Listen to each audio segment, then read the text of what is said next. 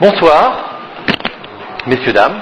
Mon nom est Pascal Millet, je suis maître de conférence praticien hospitalier à Bordeaux.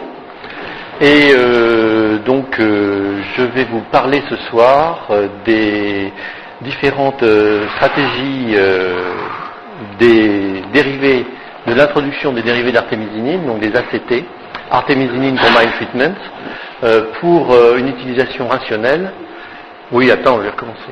Et pour pouvoir vous parler de cette stratégie et de l'implémentation des nouveaux médicaments, il faut que je vous parle d'abord un petit peu des mécanismes de chimiorésistance. Donc certaines personnes connaissent ces mécanismes, mais je voudrais quand même les rappeler parce qu'ils sont quand même essentiels pour la mise en place et la proposition de nouvelles stratégies pour pouvoir contrôler le paludisme.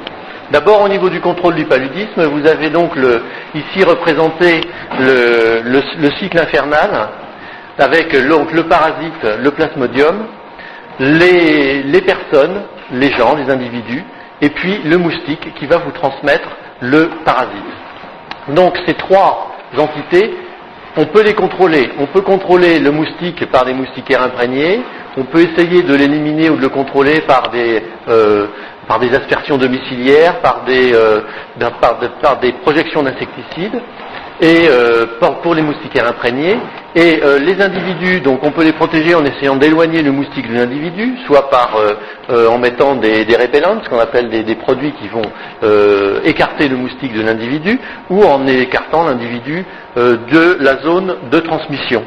Mais l'autre méthode, c'est bien entendu d'agir au niveau du parasite et de le traiter. Donc il y a deux méthodes qui pourraient exister. Donc il y en a une qui est le traitement thérapeutique, c'est donc le traitement par des antipaludiques.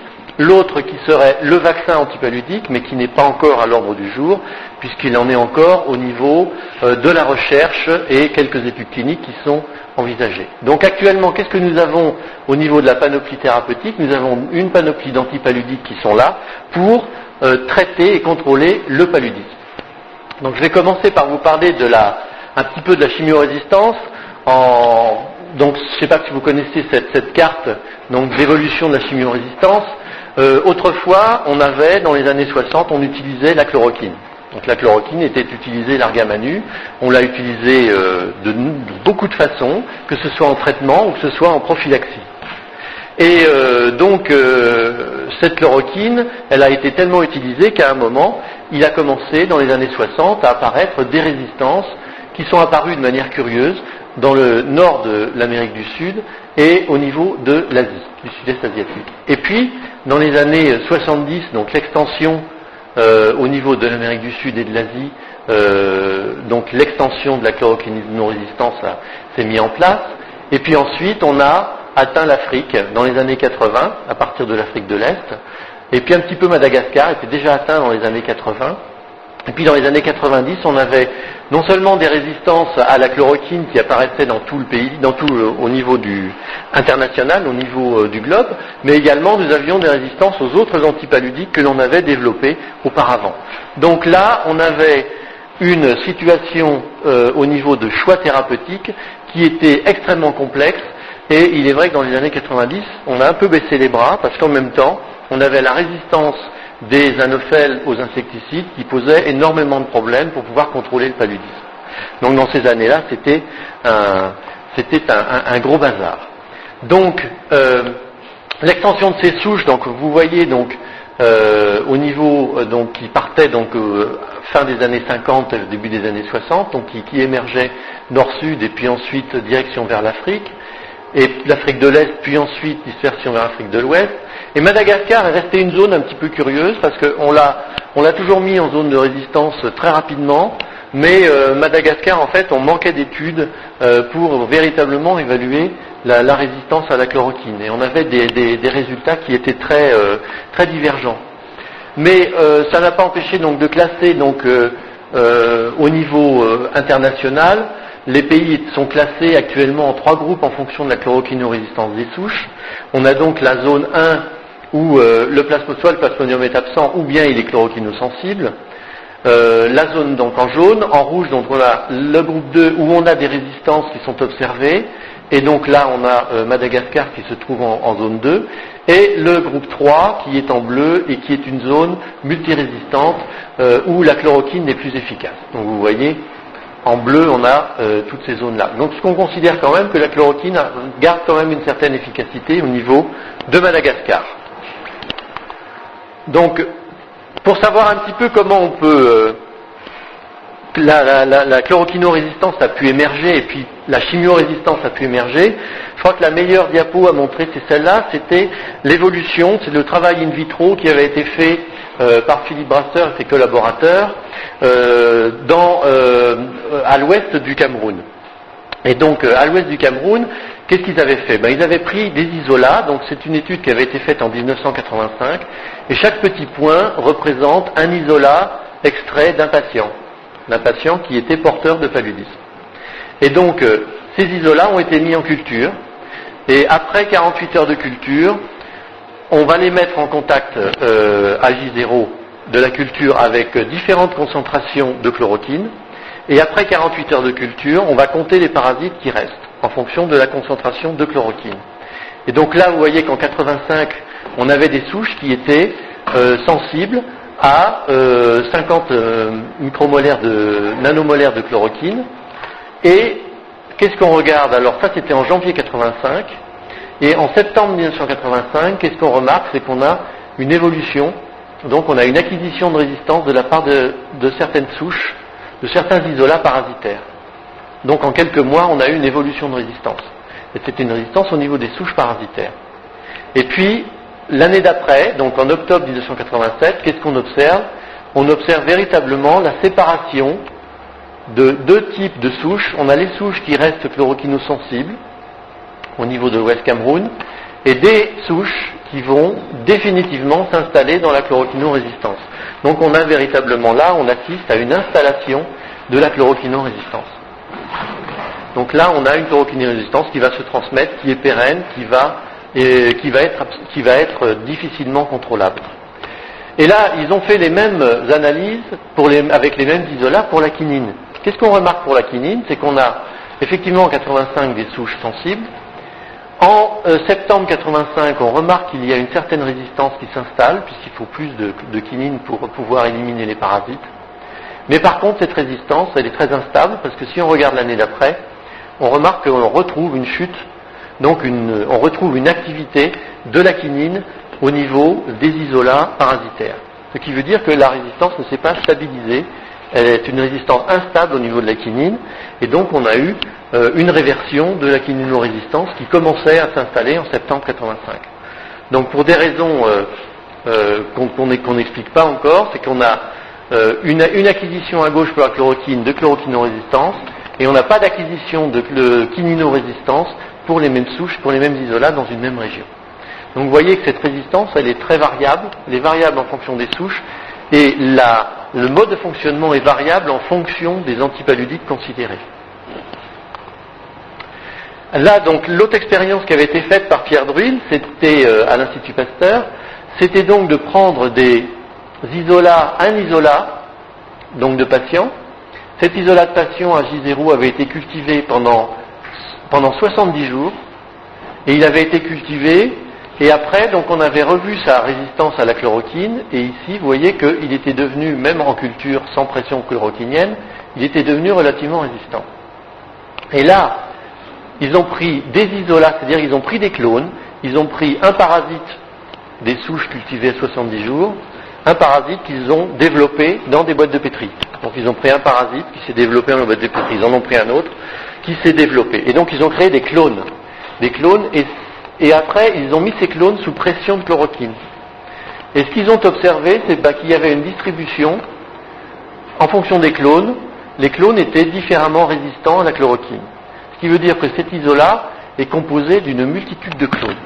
C'est comme si vous, dans la salle, vous représentez un isolat parasitaire, et chacun, vous êtes un clone. Et donc vous allez évoluer de manière différente en fonction de la présence ou non de médicaments. Donc en fonction de la chloroquine, vous allez réagir différemment que lui ou que lui. Et il y aura des clones qui seront sensibles et des clones qui seront très résistants. Et ces clones se comporteront de manière différente pour les autres antiparasitaires, comme la quinine, la méfloquine. Et puis si on prend d'autres parasites, d'autres antipaludiques, on va retrouver encore des choses différentes. Ce qui fait que la situation est extrêmement complexe, parce que nous avons, en fait, là ce n'est que véritablement la partie visible de l'iceberg, je pourrais dire, parce que chaque clone, en fait, va se comporter de manière spécifique vis-à-vis d'un antipaludique donné, en fonction de son origine. Et donc là, ça complique énormément les choses. Donc on va arriver, si vous voulez, pour expliquer ça en termes de mutation, la chloroquinorésistance s'installe avec une accumulation donc, de pression médicamenteuse. Et là, vous avez un exemple d'accumulation de pression médicamenteuse plasmatique, où là, vous avez un certain niveau donc, de présence de chloroquine dans le sang. Et puis, vous avez les parasites ici qui se représentent en bleu et qui vont muter petit à petit. C'est-à-dire qu'ils vont s'habituer à la présence de la chloroquine. Et plus ils vont s'habituer à la présence de la chloroquine, plus la mutation va être stabilisée, et la mutation stabilisée va pouvoir se fixer éventuellement lorsque le moustique va piquer l'individu et va prélever des gamétocytes qui portent ce gène de résistance. Et comme la fécondation se fait à l'intérieur de l'estomac du moustique, eh bien, cette fécondation, donc, vous allez avoir donc vraiment la fixation des gènes et la transmission des gènes normale, de manière tout à fait normale, telle que nous, on peut la transmettre à nos enfants en tant que père et mère. Donc, et cette transmission, elle est fixée. C'est-à-dire que pour revenir en arrière, c'est très difficile. Alors que tant que vous êtes en mutation asexuée, je dirais, vous allez pouvoir réverser cette résistance. Donc voilà un petit peu les mécanismes. Alors comment ça se traduit in vivo ? In vivo, vous avez donc, imaginons donc un médicament qui est pour lequel le parasite est sensible. Donc vous avez ici donc vous traitez par exemple avec une souche parasitaire qui est chloroquinosensible. Donc virtuellement, donc vous avez ici la représentation virtuelle de la disparition totale des parasites dans le corps. Avec ici la limite de détection diagnostique. Vous voyez que cette limite de détection que nous avons à l'heure actuelle, elle est extrêmement élevée. C'est-à-dire qu'en dessous du seuil de détection par frottis goutte épaisse, on estime que vous avez encore 10 puissance 8 parasites dans le corps. Donc le médicament doit encore agir pendant plusieurs jours de manière à vous éliminer tous les parasites que vous avez dans le corps. Donc ça prend du temps tout ça. Et donc, si vous avez un médicament avec une demi-vie, c'est-à-dire une demi-vie plasmatique qui va rester, qui va durer dans le temps, tout ce que vous avez, c'est que donc vous pouvez avoir une diminution de la pression pour une souche qui commence à devenir résistante, et puis arrivé à un certain seuil que vous ne pouvez pas voir parce que vous êtes en dessous de tout seuil de détection, le parasite va recommencer à se développer. Il va recommencer à se développer, puis il va réémerger au-dessus du seuil diagnostique, un jour ou l'autre, et donc va développer une résistance que l'on appellerait de type R1. Cette résistance est extrêmement difficile à détecter, précoce, extrêmement difficile à détecter parce qu'elle peut intervenir plusieurs semaines largement après le traitement, donc on évalue ça à une réinfection. Donc la différence entre réinfection et échec thérapeutique est extrêmement difficile à faire à ce niveau-là. Il faudra utiliser des marqueurs moléculaires, des méthodes moléculaires, de biologie moléculaire pour les détecter. Et puis donc cette résistance, elle va se rapprocher au fur et à mesure que le médicament devient résistant, que le parasite devient résistant au médicament, on va voir un rapprochement donc de l'échec thérapeutique, donc qui va être visible de plus en plus précocement, puis ensuite on restera au-dessus de la limite de détection et donc on aura une résistance de type R2, et puis, plus grave, on va arriver à une résistance de type R3 au niveau des largement chloroquinorésistants qui, au lieu de diminuer la parasitémie, l'augmentent. C'est dans les cas extrêmes que l'on peut observer dans le cas des échecs thérapeutiques pour les souches qui sont extrêmement résistantes aux médicaments. Donc là-dedans, il faut qu'on développe des nouveaux médicaments. Donc quel type de nouveaux médicaments on va pouvoir développer ? Pour ça, il faut essayer de faire une synthèse et voir un petit peu quels sont les facteurs clés de réussite pour les antipaludiques en général. Mais il y a 3 facteurs qui sont extrêmement importants. D'abord, la rapidité d'action antiparasitaire. Ensuite, l'action sur plusieurs stades parasitaires, qui va être importante. Et la rapidité d'élimination du principe et le métabolite actif. Donc on va prendre quelques exemples. parler de la rapidité d'action parasitaire, antiparasitaire. Plus votre médicament est lent à agir, et plus vous allez avoir de risques d'émergence de la chloroquinorésistance. Si on prend le cas de la chloroquine, qui met beaucoup de temps à agir, qui agit relativement lentement, il faudrait virtuellement 3 semaines et demie pour éliminer complètement les parasites chloroquinosensibles. Donc ça prend déjà du temps. Donc le temps pour certains parasites de continuer à se développer, de continuer leur évolution. Si on prend le cas de la méfloquine, il faut moins longtemps. Et puis si on prend le cas de la quinine et des dérivés de l'artémisinine, il faut moins d'une semaine pour les dérivés de l'artémisinine et un peu plus d'une semaine pour la quinine. Et plus la rapidité d'action antiparasitaire est rapide, moins le parasite pourra être en contact, rester en contact avec le médicament. Ça c'est déjà un premier facteur. Ensuite c'est l'action. L'action sur plusieurs stades parasitaires, c'est quelque chose d'assez important, parce que la majorité des antipaludiques n'agissent qu'au niveau du stade sanguin. Ici vous avez le cycle du paludisme avec le stade hépatique, le stade sanguin et le cycle à l'intérieur du moustique. Au niveau du stade sanguin, la majorité des antipaludiques agissent à ce niveau-là, c'est la chloroquine, quinine, méfloquine, alofentrine, etc. et les dérivés de l'artémisinine. Donc ce sont tous des antiparasitaires qui éliminent les stades sanguins. C'est logique puisqu'on veut en priorité éliminer les stades sanguins. Donc, par contre, ce qui est intéressant, c'est des médicaments qui, par exemple, comme les dérivés d'artémisinine, agissent au niveau des stades sanguins asexués, mais agissent également au niveau des gamétocytes. Parce qu'à ce moment-là, vous allez effectivement soigner, mais vous allez prévenir. Donc vous faites deux choses à la fois. De même si vous aviez idéalement un antischizonticide au niveau hépatique et un antiparasitaire au niveau du stade sanguin. Donc plus vous agissez sur des stades et plus vous allez avoir de chances d'éliminer les parasites. L'autre, c'est que non seulement le parasite peut avoir un effet sur le stade sanguin en général, mais il aura un effet limité en fonction du développement des stades sanguins.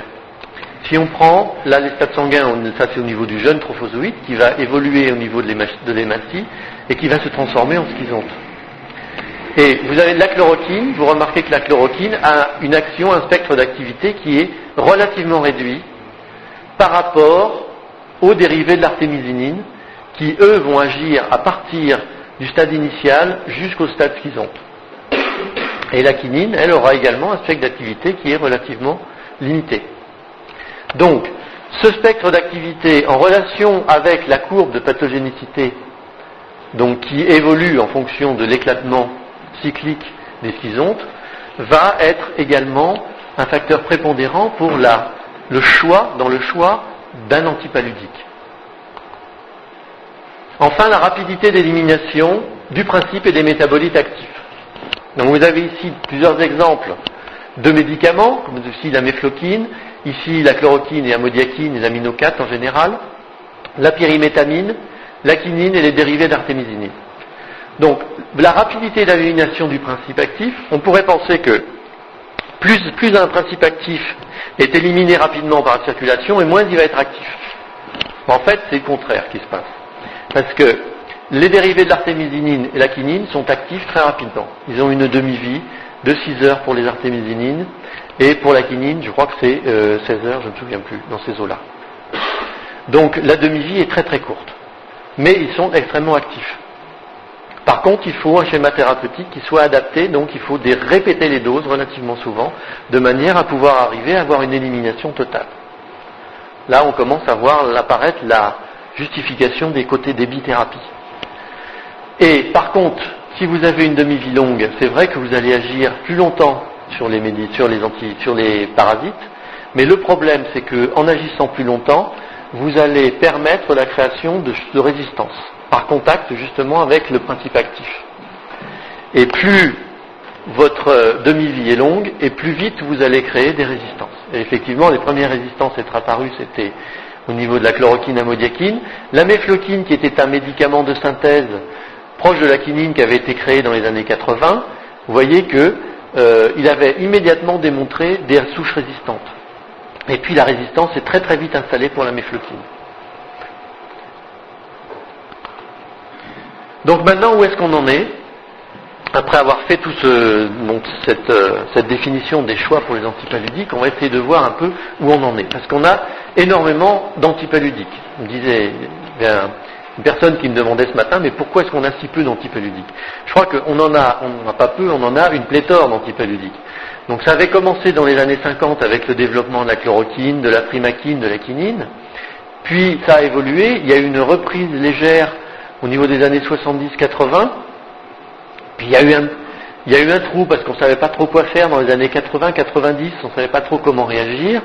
Et puis qu'est-ce qu'on remarque, c'est que après les années 80, après les années 2000 surtout, c'est qu'on a une multiplication des antipaludiques et surtout des cothérapies à base d'artésunate, d'artémisinine, puisqu'en fait on a repris un vieux médicament, les dérivés de l'artémisinine, qui avait été inventé par les Chinois et qui avait été complètement oublié pendant des années, non pas au niveau de l'Asie, parce que c'est utilisé depuis très longtemps, mais on l'avait oublié au niveau international. Et c'est un médicament qui a été relancé par l'OMS et donc qui a été repris. Donc vous voyez, beaucoup de développement, beaucoup d'antipaludiques, mais il n'y a pas seulement des antipaludiques à base d'artémisinine, on dira que la politique de développement des cothérapies est une politique d'attente, puisqu'on a quand même une pléthore actuellement dans le portefeuille de projets d'antipaludiques qui sont en développement à partir de la découverte. On en a beaucoup, on a toujours eu énormément au niveau de la recherche fondamentale, mais on en a aussi qui commencent, donc qui ont entamé leur phase préclinique. Il y en a qui sont pas mal, qui sont déjà en phase clinique. Vous voyez que donc en dehors des artéquines, des dérivés d'artémisinine, on a quand même les phosphimidomycines, clindamycine, donc est un nouvel, la tafénoquine, les artémisones. On a également tiens, où est-ce qu'il est passé lui? J'en ai perdu un.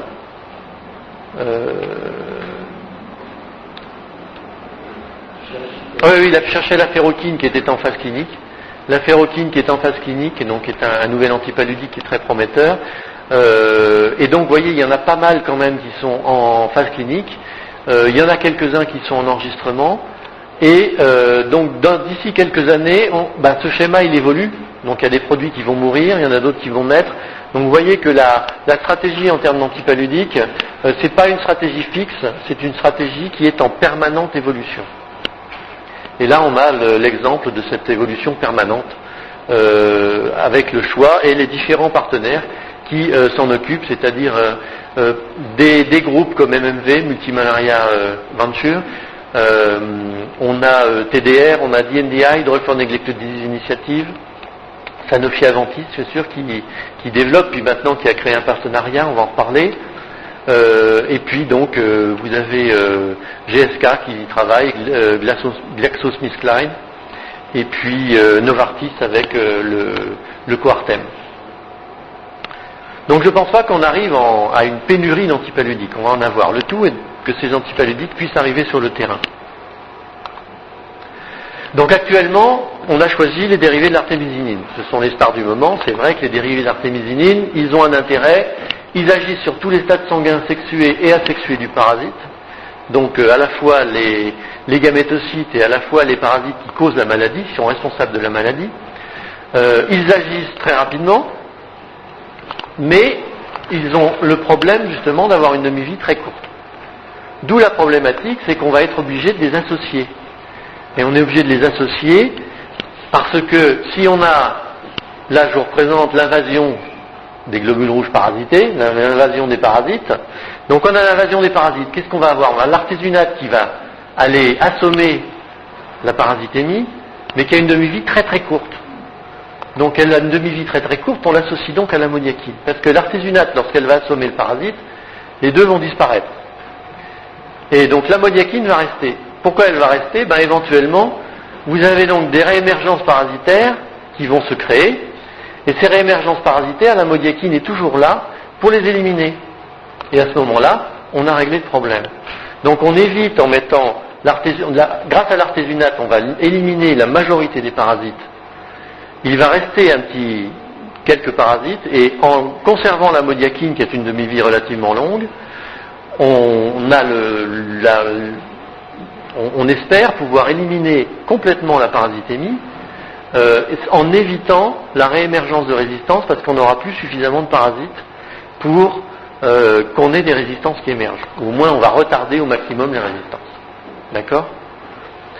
Donc c'est la stratégie des ACT. C'est artésunate très rapide, ou dérivé d'artémisinine, action très rapide, et puis action plus lente par d'autres antipaludiques tels que la modiakine, la mefloquine, les autres médicaments qui ont été déjà utilisés ces dernières années. Donc maintenant, quelles seraient les stratégies ACT pour la prise en charge des cas ? Quelle est la stratégie proposée ? C'est donc la prise en charge du paludisme. Premièrement, la prise en charge initiale, c'est prise en charge du paludisme simple, qui est faite au niveau soit du dispensaire, et si on n'a pas de dispensaire à proximité, on va prendre une prise en charge à domicile. Donc la prise en charge du paludisme simple, c'est les ACT Péros. Donc en comprimé, prise de comprimé, ou en formulation pédiatrique, donc qui peuvent permettre de traiter le problème relativement rapidement.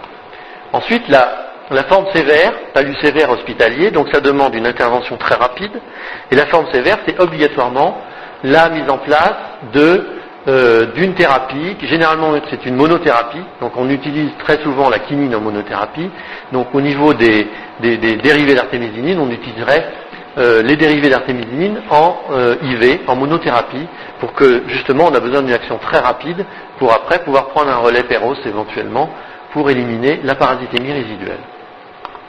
Et puis il y a le palud sévère que l'on peut identifier au niveau du dispensaire et du domicile. Et pour celui-là, la seule solution qu'on ait, c'est de pouvoir transporter la personne qui est atteinte de palud sévère le plus rapidement possible à l'hôpital. Mais encore faut-il qu'elle ait le temps d'arriver à l'hôpital. Parce qu'il y a un pourcentage très important des décès qui ont lieu à domicile pour le paludisme. Et généralement les enfants n'ont pas le temps d'arriver à l'hôpital. Donc la stratégie qui est proposée, c'est le développement d'ACT en thérapie intrarectale. L'enfant en général, la personne atteinte de paludisme sévère étant incapable de s'alimenter, soit elle vomit, soit elle est en coma. Donc la seule voie qui pourrait être possible d'administrer en dispensaire et à domicile, c'est la voie rectale. Donc pour ça, on a encore du travail à faire. Parce qu'on a beau avoir toute une panoplie d'antipaludiques que je vous ai montré précédemment, on a quand même un grand manque, c'est les formes. Et c'est les formes pédiatriques.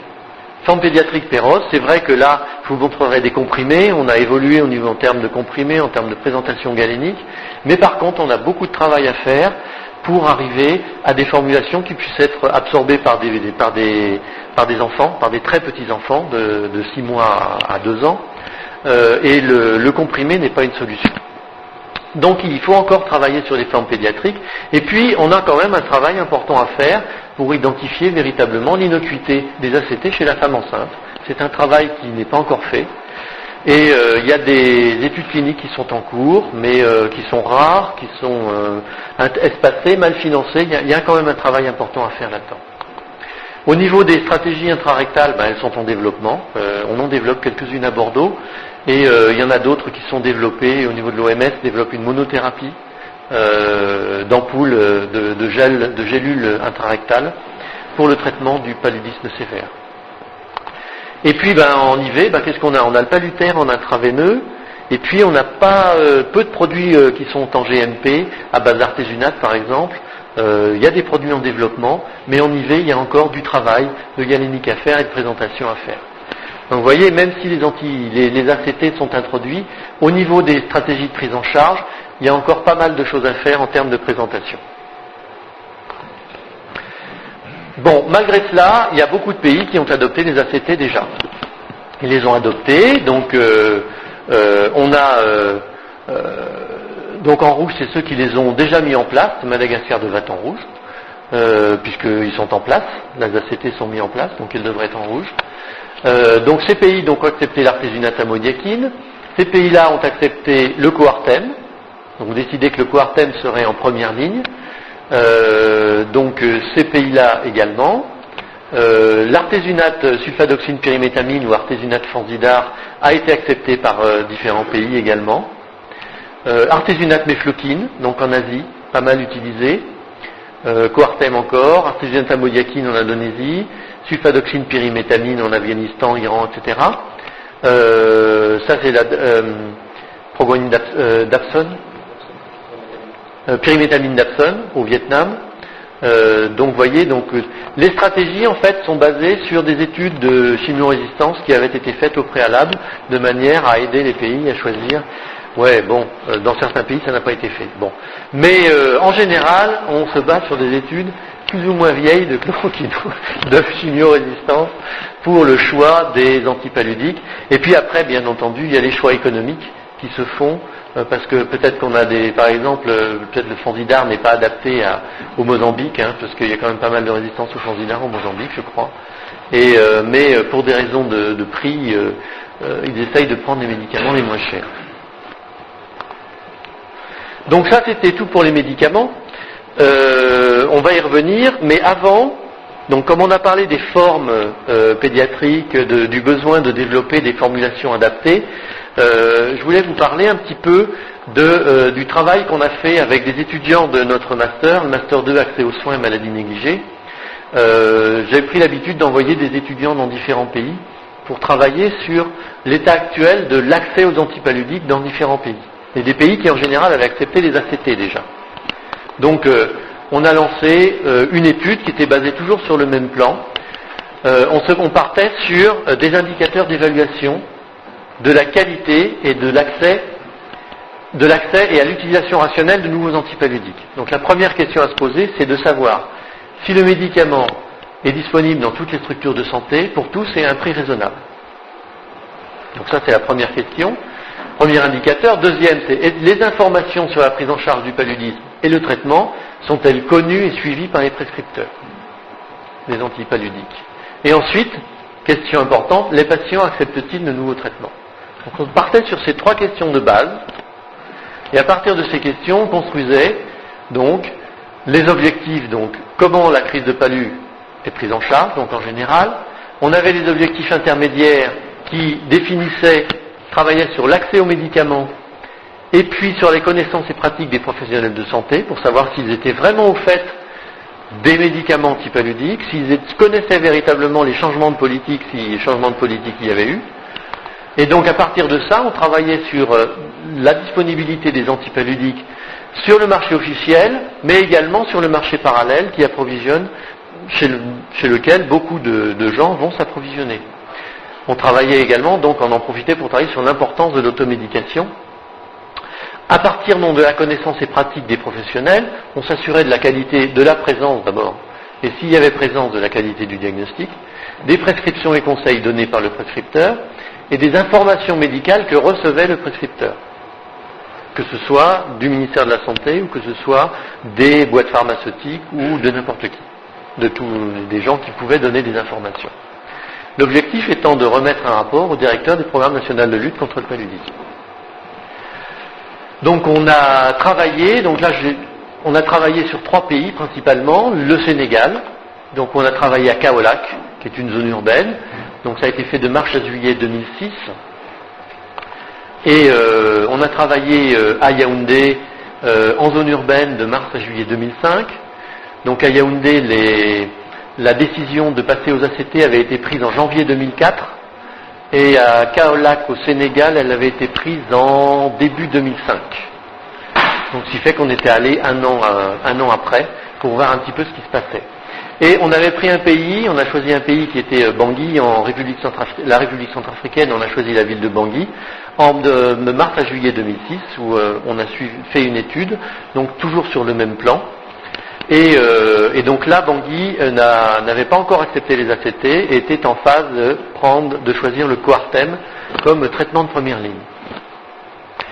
Et donc tout ça, on l'a fait avec des financements comme on pouvait, parce qu'on a remarqué avec surprise qu'il est extrêmement difficile de dégager des financements pour réaliser des études communautaires sur l'accès aux soins et l'accès aux antipaludiques.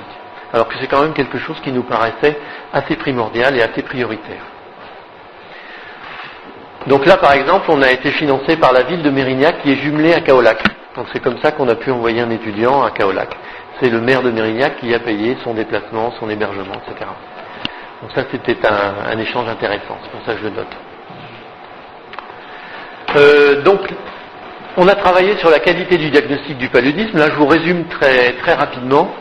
Et ce qu'on a fait, ce qu'on a vu, c'est que, bon, c'est pas nouveau. On a trouvé que la qualité, le diagnostic est quasiment uniquement basé sur la fièvre. Qu'en général, il n'y a pas de diagnostic biologique au niveau des dispensaires. Et que si le diagnostic biologique il existe dans les villes, il est extrêmement cher parce qu'il est réalisé par des laboratoires privés.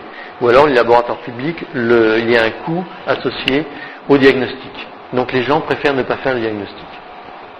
De plus, si le diagnostic est réalisé, on s'est rendu compte que comme on manquait de contrôle qualité pour vérifier la qualité du diagnostic, les prescripteurs ne se basaient pas sur le résultat du diagnostic. Et donc, même si le diagnostic était négatif, les prescripteurs conseillaient quand même un traitement antipaludique. Donc, il y a quand même un gros travail qui reste. L'important dans ce travail, je crois, c'est les pourcentages que nous avons pu sortir. Au Cameroun, Sénégal, RCA. Donc, c'est par exemple, 90% des médecins infirmiers au Cameroun traitent uniquement sur la fièvre. Ils sont 74 au Sénégal, mais on remarque que le chiffre est augmenté par les médecins qui, eux, traitent sur la présomption de fièvre à 100%. Il n'y a aucun médecin qui préconisait un diagnostic, alors que le diagnostic était réalisé dans certains dispensaires du Sénégal. Alors qu'en RCA, 92%, pareil comme au Cameroun, traitent directement sur présomption de fièvre. Donc il y a quand même des différences au niveau des pays. On les a approfondis un peu. Là, je vous montre un résultat assez brut. On les travaille encore actuellement. Et en fait, les décisions d'intervention, elles sont basées sur ces chiffres-là. Donc il faut travailler ces chiffres de manière à les rendre le plus réels possible, cibler les prescripteurs de manière à savoir comment intervenir et où intervenir pour améliorer les choses. Pour les connaissances et pratiques des professionnels de santé, alors à Kaolack, Sénégal, je vous choisis l'exemple de Kaolack parce qu'il est très représentatif. Donc on a touché le secteur privé, c'est-à-dire les pharmaciens et les médecins privés, et puis le secteur public, agents de santé, et on est allé leur poser des questions sur leur connaissance des traitements ACT, donc c'était le Falcimon, qui est introduit au Sénégal depuis plus d'1 an, et qui est le traitement recommandé de première intention. Donc, déjà, il y a seulement 38% des pharmaciens qui connaissent le nom du principe actif. Ils savent que le Falcimon, c'est de l'artésunate ammoniaquine. 57% des médecins et 77% des agents de santé. Donc là, il y a eu une action de formation. On a vu qu'il y a eu une information puisque les agents de santé sont plus informés que les médecins du privé. Et que les pharmaciens, bien qu'ils reçoivent le médicament, ne savent pas encore ce que c'est que le principe actif. Alors, schéma thérapeutique, c'est catastrophique. C'est un traitement de 3 jours avec une administration qui est quand même relativement simple. 22% des pharmaciens connaissaient le schéma thérapeutique sans regarder sur la boîte. 29% des médecins et 48% des agents de santé. Et le nombre de jours de traitement, c'était mieux quand même. On a plus de 50% des pharmaciens et des médecins qui connaissent le nombre de jours de traitement, 3 jours, donc c'est pas mal. Médecins 85% et agents de santé 85%. Donc vous voyez un petit peu cette représentation de la connaissance et pratique des traitements de première intention qui ont été adoptés depuis 1 an dans un pays. Donc on a quand même des résultats assez intéressants. Et donc ces chiffres en rouge vous montrent là véritablement quels vont être chez qui vous allez intervenir, quelles vont être les cibles d'intervention de vos actions. Après, donc, on s'est intéressé à la disponibilité et utilisation rationnelle des antipaludiques. Alors, je vous rappelle qu'on était dans des villes, et donc dans les villes, vous avez accès à des pharmacies privées. Donc, vous avez une pléthore d'antipaludiques qui sont vendus sous des noms divers et variés. Et donc, on reconnaîtra là plusieurs blisters en fait de Fansidar, de génériques de Fansidar qui sont extrêmement vendus. Donc il y en a plein partout qui sont vendus. Et puis la laxine, alors des dérivés de l'artémisinine en monothérapie, il y en a une pléthore. Donc dans tout ça, qu'est-ce qu'utilisent les gens pour se traiter. Alors là, on a pris un exemple à Yaoundé au Cameroun, où on a quand même une bonne distribution des antipaludiques. Et donc ce qu'on remarque, c'est qu'on a divisé entre enfants, adultes et femmes enceintes. Et donc on a remarqué que les enfants étaient traités principalement à la modiaquine seule. alors que les adultes préféraient se traiter à la quinine orale, ainsi que les femmes enceintes. Donc en première intention, les femmes enceintes et les adultes prennent la quinine orale. Les monothérapies sont relativement peu utilisées, je pense unique par leur coût principalement, parce qu'elles ont quand même un coût assez élevé. Et alors les bithérapies, alors le recommandé c'est artésunate ammoniaquine au Cameroun depuis 2004, donc c'est l'Arsucam qui était le seul médicament qui était disponible à l'époque. Vous voyez que 1,6 et 4,7% des personnes, en fonction, 4,7% des adultes prenaient l'Arsucam et 1,6% des enfants étaient traités à l'artésunate ammoniaquine. Et le Coartem, bien distribué. Donc pourquoi bien accepter le Coartem? Parce qu'il y a une publicité très importante faite sur le Coartem et que les gens entendent parler du Coartem et donc ils disent le Coartem c'est pas mal, c'est efficace, donc je vais prendre du Coartem. On ne retrouve absolument pas le programme national de lutte contre le paludisme du Cameroun. Mais je prends le Cameroun, mais je pourrais prendre n'importe quel pays. On va se retrouver dans la même situation. Donc je n'accuse pas tel ou tel pays parce que ça sert strictement à rien. C'est pas une accusation, c'est véritablement un état des lieux. Donc on dresse un état des lieux pour proposer après des solutions. Alors donc qu'est-ce qu'on retient de tout ça? On retient une première chose, c'est que les patients sont les consommateurs. Le médicament n'est pas considéré comme véritablement un bienfait immédiat pour la santé, c'est considéré en priorité comme un produit. Et un produit demande des consommateurs, demande un producteur, et puis demande des consommateurs. Et ce sont, comme tout produit, c'est les consommateurs qui choisissent, au final. Et on arrive à avoir, donc en premier lieu, une contradiction totale entre l'efficacité clinique et la réalité quotidienne, à savoir que, qu'est-ce qui prime? C'est pas la réalité des essais cliniques, puisque personne ne les a vus, ces essais cliniques, en dehors de nous. Nous, les chercheurs, les médecins, même les pharmaciens ne les ont pas vus, les essais cliniques. Donc, on se base sur des choses que les gens n'ont pas vues et qu'on n'a pas expliquées aux gens. Donc, comment expliquer qu'un essai clinique artésunate ammoniaquine est efficace à 98%, donc il faut prendre l'artésunate ammoniaquine. C'est un schéma trop simple, on ne peut pas baser là-dessus. Parce que les gens, qu'est-ce qu'ils écoutent? Ils écoutent les voisins, en priorité, ils écoutent les médias, ce qu'on va leur dire dans les journaux, et ils écoutent le marketing, c'est-à-dire les publicités que l'on peut faire en Afrique, parce qu'en France, on n'a pas le droit, nous, de faire des publicités sur les médicaments, mais en Afrique, on voit les publicités sur les médicaments. Et le marketing joue un rôle très important. D'abord, au niveau des pharmaciens, le marketing est assuré par les visiteurs médicaux, qui ont un rôle très important sur le choix de l'antipaludique que va faire le pharmacien. Donc, vous voyez, ça n'a rien à voir avec la science, hein. On est vraiment dans le commercial. Et alors, il y avait un exemple, c'est que au Sénégal, ce que la personne a observé, c'est que, au Sénégal, il y a des gens qui disent « je ne veux pas prendre la modiaquine parce que ça me fatigue », bien que la modiaquine sirop chez les enfants soit largement utilisée. Mais les adultes ne veulent pas prendre la modiaquine parce qu'ils disent « je suis fatigué quand je prends la modiaquine ». Alors, comme ils disent ils sont très fatigués, ça n'a pas été démontré dans les études cliniques, on a regardé toutes les études cliniques, on a publié, j'espère que ce sera publié bientôt, une revue sur les effets indésirables de l'artésunate ammoniaquine. On n'a pas observé d'asthénie, de fatigue supérieure aux autres antipaludiques.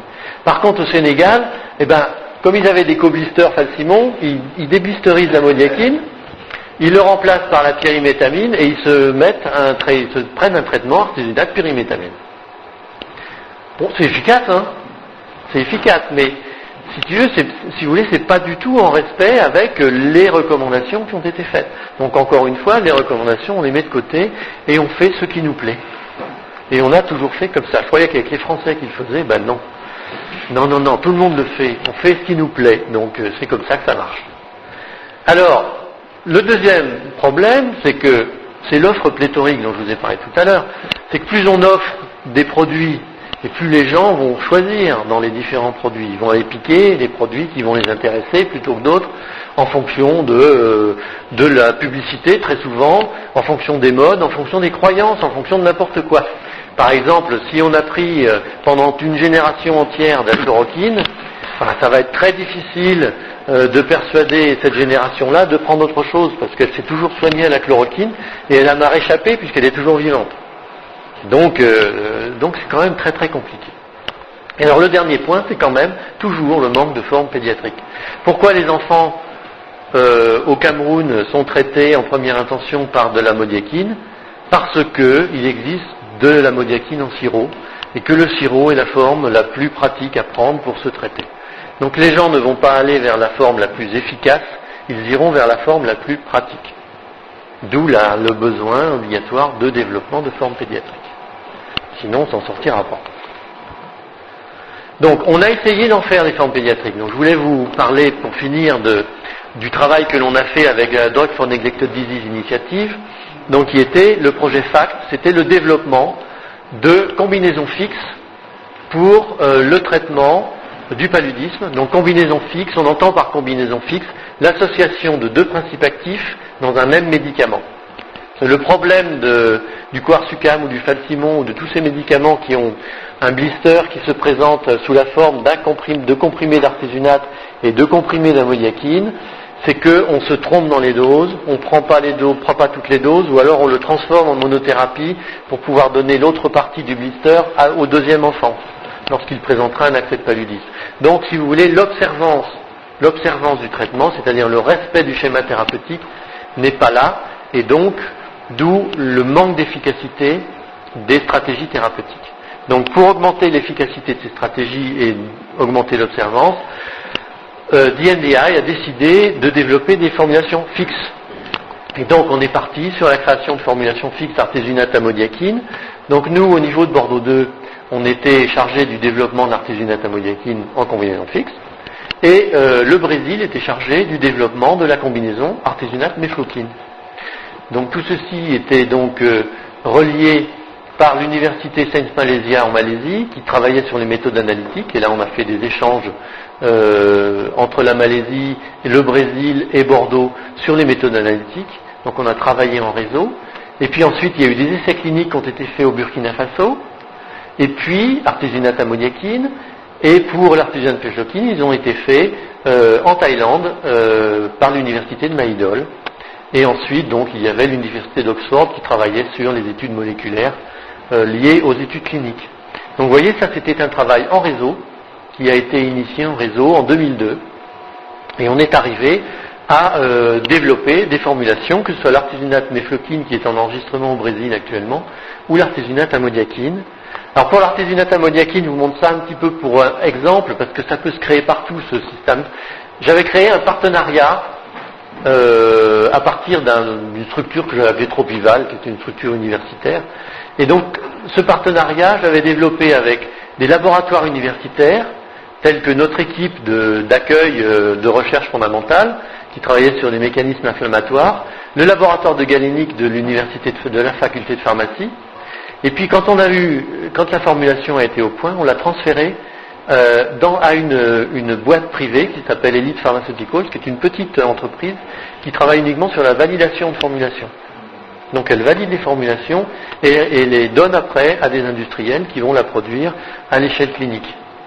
Et puis j'avais choisi Comipso, qui est une petite boîte qui avait été une émanation universitaire, qui est une boîte de chimie, qui a travaillé sur le développement des méthodes analytiques et sur l'identification des métabolites. C'est-à-dire que vous savez qu'il faut travailler toujours sur les métabolites des médicaments pour pouvoir les enregistrer.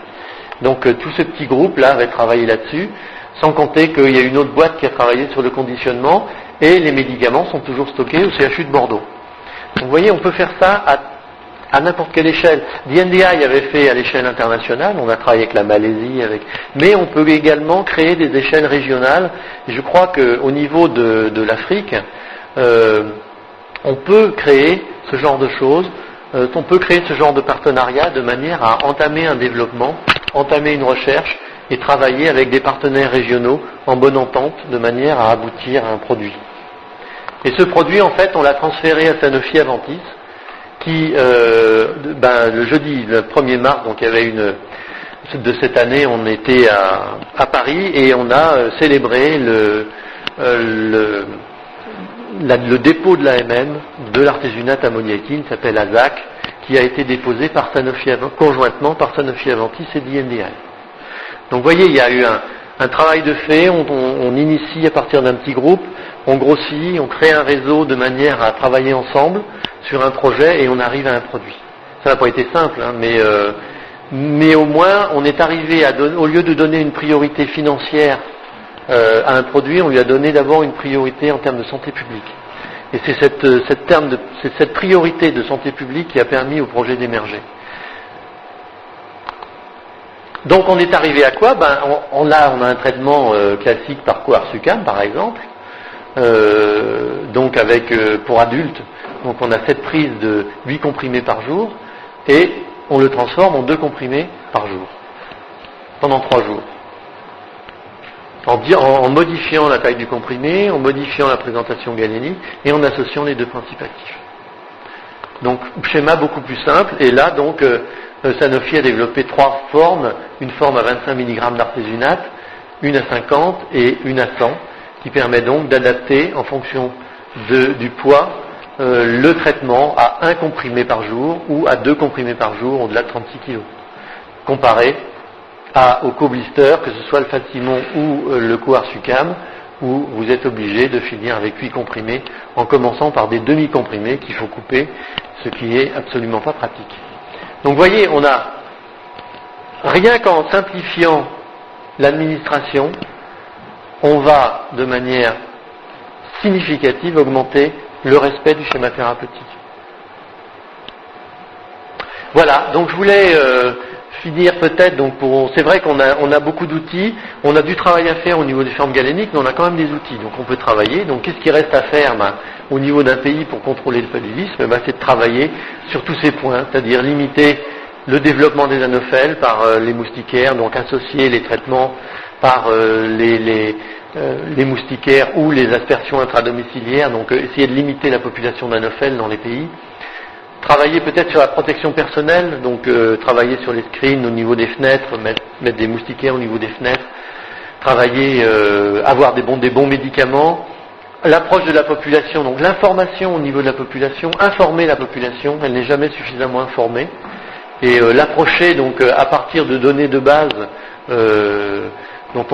pour lesquelles on doit faire des recherches, avoir un bon accès aux soins, c'est-à-dire avoir des dispensaires qui soient suffisamment proches de la population pour pouvoir y avoir accès, puis avoir bien sûr un minimum de fonds et puis avoir un minimum de logistique. Je dirais que la logistique est presque plus importante que les fonds, parce que si vous n'avez pas la logistique, vous avez beau avoir tout l'argent possible, inimaginable, eh bien vous n'arriverez pas à contrôler le paludisme simplement avec de l'argent. Il faut de la logistique et de la motivation. Et donc je voulais finir peut-être par ouvrir la discussion sur l'adaptation des stratégies sur Madagascar, pourquoi pas. Donc comment est-ce qu'on est prêt au niveau des ACT? On a le Falsimon. Le Falsimon est là, mais on a encore au niveau de la prise en charge à domicile la chloroquine. Donc qu'est-ce qu'il faut faire? Comment est-ce qu'il faut évoluer au niveau de la prise en charge? Donc au niveau du palu simple, donc au niveau du dispensaire domicile, donc le Péros, qu'est-ce qu'on utilisera alors? Est-ce que le Falsimon est disponible au niveau national partout? C'est beaucoup de substances pour l'instant, mais avec une prévision de couverture à 100% d'ici fin 2007, avec la deuxième phase de la réforme de 4. Donc une couverture à 100% des hôpitaux et des dispensaires. Non, notamment des centres de santé primaire et des centres de santé de base. D'accord. Donc on peut.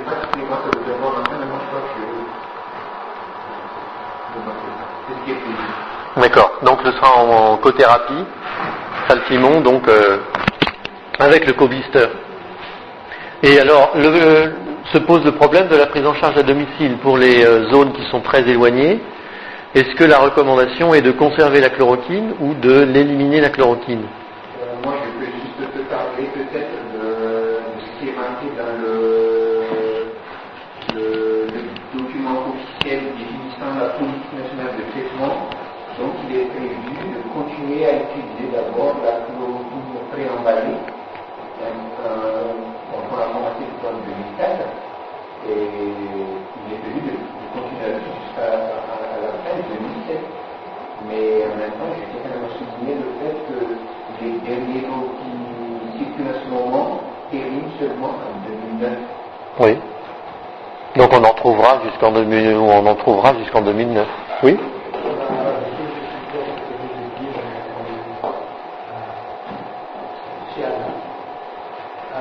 par rapport à la prise en charge à domicile, il y avait cette histoire de marketing social lancée par la sécurité en fait des participants. Et également, il y avait une contrepartie gratuite au Facebook lancée par le ministère de la Santé. Pourquoi tout ceci? C'est à cause de cette façon de cette population qui rend donc très difficile à prendre en charge. Si bien qu'en attendant la disponibilité d'un médicament facile pour les mères, en particulier pour ceux dont vous parlez, on a mis en place la bloquée. Voilà la première chose. La deuxième raison, c'est que dans le cas, soi-disant technique, c'est bas, avec 2500 de base, avec une soixantaine de PHP et tout. C'est pas dans un seul domaine qu'on peut couvrir tous les deux. Même, il y a donc d'abord essayer de couvrir par rapport à cette possibilité de couvrir des centres de santé, il y a les médecins, d'abord, et on voit les opportunités. Voilà, c'est après qu'on va descendre sur la communauté. Et donc, en phase, disons, de façon très intermédiaire, on était resté sur la chloroquine pour la prise de charge. D'accord. Donc vous allez mélanger pendant un certain temps artésunate amodiaquine et chloroquine. Donc est-ce que c'est un problème au niveau des émergences, comme je vous l'ai décrit au début de ma conférence? C'est peut-être pas forcément un problème dans la mesure où on aura l'artésunate amodiaquine pour contrôler éventuellement l'émergence de résistance à la chloroquine et peut-être de couper un petit peu l'évolution inéluctable de la chloroquino-résistance dans cette région-là. Donc au niveau économique, ça paraît justifié, dans la mesure où on aura quand même un dérivé d'artémisinine qui sera au niveau dispensaire.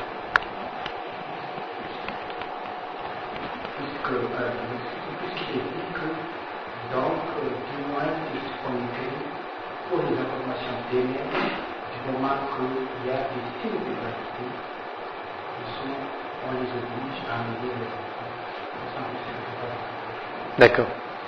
Ok. Donc au niveau du palud sévère, donc c'est à l'hôpital, donc transfert dans un milieu hospitalier ou que ce soit en ville, en hôpital périphérique ou en hôpital central.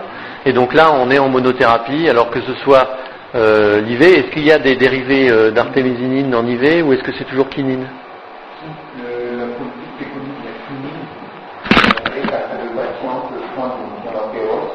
Il est prévu de compléter le traitement avec la pénicilline. D'accord. Bon, donc on est dans une logique de traitement, de prise en charge du palud grave.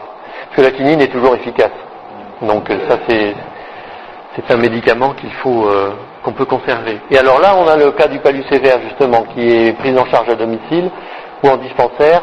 Qu'est-ce qu'on a est-ce qu'on a le temps de transporter l'enfant malade au dispensaire? Est-ce que les dispensaires sont relativement proches de façon à ce qu'on puisse éviter de les traiter avant de les emmener? Pas évident. Donc là, on a toujours le risque, on n'a pas de solution. Puisque l'intrarectal, on n'en a pas actuellement de disponible. Donc, d'abord, je pense pas que ça soit mentionné dans la politique nationale, la chef de verre à domicile. Je crois pas, non. Mais je veux juste revenir. Je ne sais pas si tu l'as déjà vu, une étude par l'USAID en 2001 sur le comportement des mères sur la côte ouest de Madagascar. Et moi, je crois que ça aussi, c'est des phénomènes qui se produisent même dans d'autres pays en Afrique. Malheureusement, les palud sévères associés, les hyperthermies associées des conditions alcooliques est considéré plutôt comme c'est pas du paludisme. C'est pas vraiment du paludisme, c'est comme si l'enfant est entré par un esprit. Donc ce qu'on doit faire, c'est pas d'aller voir l'infirmier ou le centre de santé de base mais il faut aller d'abord chez peut-être les chrétiens pour faire de l'exorcisme, ou carrément chez certains pour faire de l'exorcisme. Et puis on se dit, quand le mauvais esprit est parti, la pierre, on l'amène chez lui. Oui, donc on a des problèmes véritablement, voilà. Ce sont des problèmes locaux, des problèmes de croyances locales qui vont intervenir sur le traitement et sur le parcours de soins de l'enfant en fait. Va être interrompu. Et c'est là où le tradipraticien peut-être pourrait jouer un rôle important. Et donc au niveau du tradipraticien, c'est vrai que là à Madagascar où vous associez plutôt vous essayez d'associer le tradipraticien au schéma, je dirais, d'ensemble du parcours de soins, je pense que là c'est une approche extrêmement rationnelle et qui serait en mesure d'aller vers une prise en charge du palud sévère à domicile à partir du tradipraticien. Mais il y a encore du travail à faire. Donc c'est vrai on a plein de solutions et je crois qu'il n'y a pas véritablement de stratégie unique, mais il y a des stratégies adaptées et adaptées généralement aux croyances des populations au départ et puis à l'économie du pays et à tout l'environnement, y compris bien entendu l'état de chimio-résistance des souches parasitaires qui intervient, je dirais, dans un domaine plus scientifique.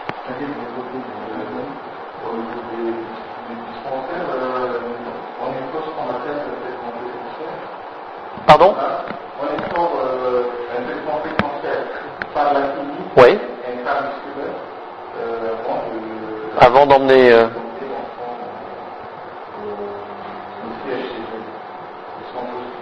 oui. Donc ça c'est au niveau du dispensaire. Alors, au dispensaire on a un palud grave, on le traite par une première dose de quinine intramusculaire et on l'envoie à l'hôpital. Donc ça c'est une stratégie d'attente qui effectivement est pris en relais après par un intraveineux. L'essentiel, c'est de pouvoir avoir une stratégie de départ administrable.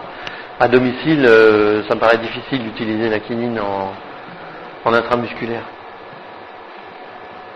C'est pour ça qu'on travaille sur les formes intrarectales, pour essayer d'avoir des propositions plus administrables au niveau de la maison, au niveau du domicile par la mère, directement.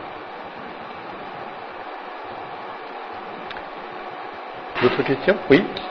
Je ne suis pas sûr d'avoir compris la politique nationale, mais je peux comprendre que l'utilisation de l'ACT est subordonnée à la confirmation parapsychologique. AD ? Confirmation parapsychologique, biologique, si vous voulez.